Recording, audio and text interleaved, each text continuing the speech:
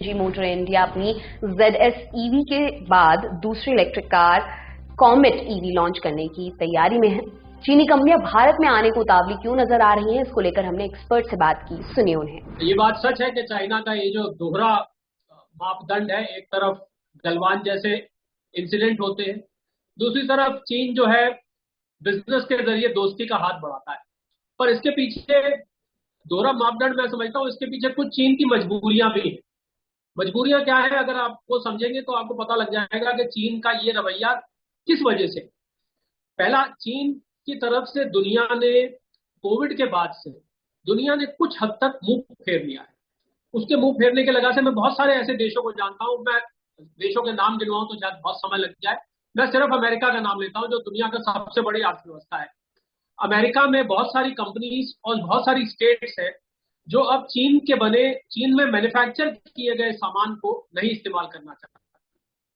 पहली बात। दूसरी बात, अगर हम BYD की बात करें, हम जानते हैं चाइना की इलेक्ट्रिक व्हीकल में बहुत बड़ा नाम है, पर जो चाइना की मार्केट है वो अब सैचुरेट हो चुकी है।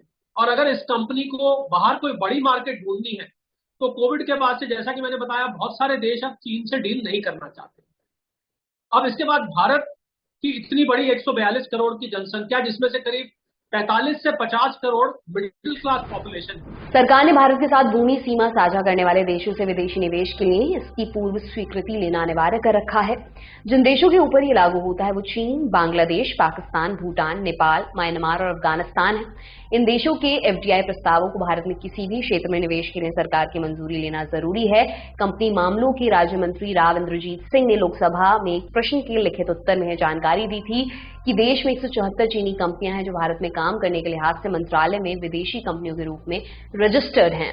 चाइनीज कंपनियां भारत में एंट्री के लिए क्या तरीका अपना रही हैं, इसको लेकर भी हमने एक्सपर्ट से बात की, सुनिए। फॉरेन डायरेक्ट इन्वेस्टमेंट जो होती है, उसमें जो विदेशी कंपनी है भारत में अपनी कंपनी फ्लोट करती है और उसके शेयर्स खरीद लेती है। अब टेक्नोलॉजी क्षेत्र में ज्यादातर क्षेत्रों में 100% FDI भारत सरकार की तरफ से अलाउड है, यानी कि 100 के 100 शेयर कंपनी के आप वहां रख सकते हैं, 100%।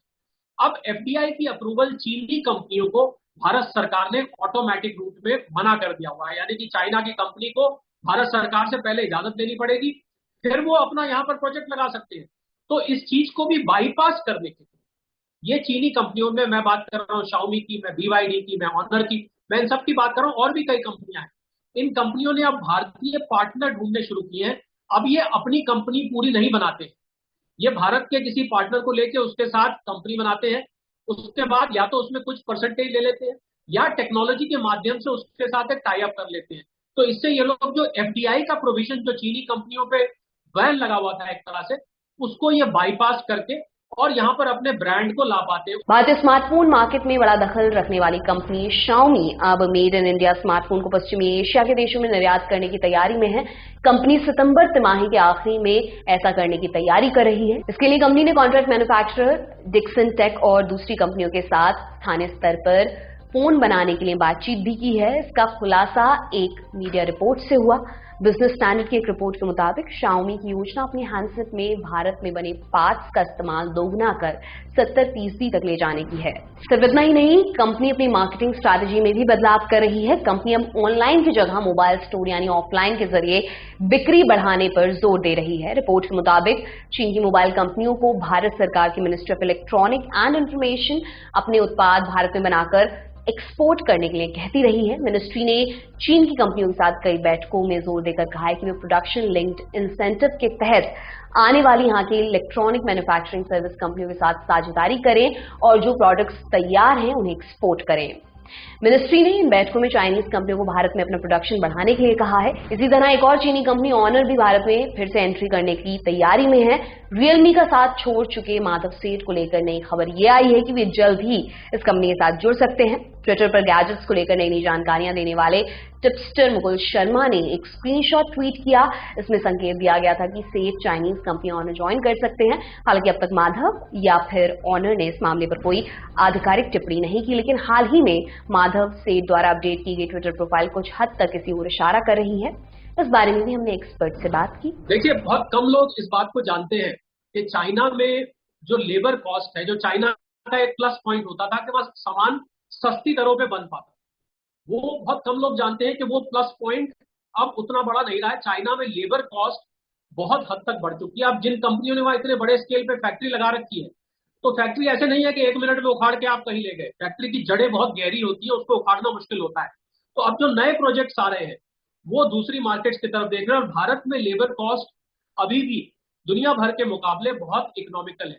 और हमें नहीं भूलना चाहिए कि जो पीएलआई स्कीम भारत सरकार ने निकाली है, जिसको प्रोडक्शन लिंक्ड इंसेंटिव बोलते हैं, इतने सारे सेक्टर्स में निकालती है, वो किसी भी देश के मैन्युफैक्चरर के लिए एक बहुत ही आकर्षण का केंद्र बना हुआ है कि भैया सामान बनाओ, फैक्ट्री लगाओ, ऊपर से सरकार इंसेंटिव भी देती है। जो राज की बात है वो समझने वाली, जो मैंने पहले जिक्र किया, मैं उसको कुछ हद तक दोहराना चाहूंगा कि बहुत सारी कंपनियां जैसे ही प्रोडक्ट पर, और बहुत सारे देश जैसे ही प्रोडक्ट पे नीचे मेक इन चाइना लिखा देखते हैं, वो उसको अपने से दूर रख देते हैं, वो उसका बहिष्कार कर देते हैं।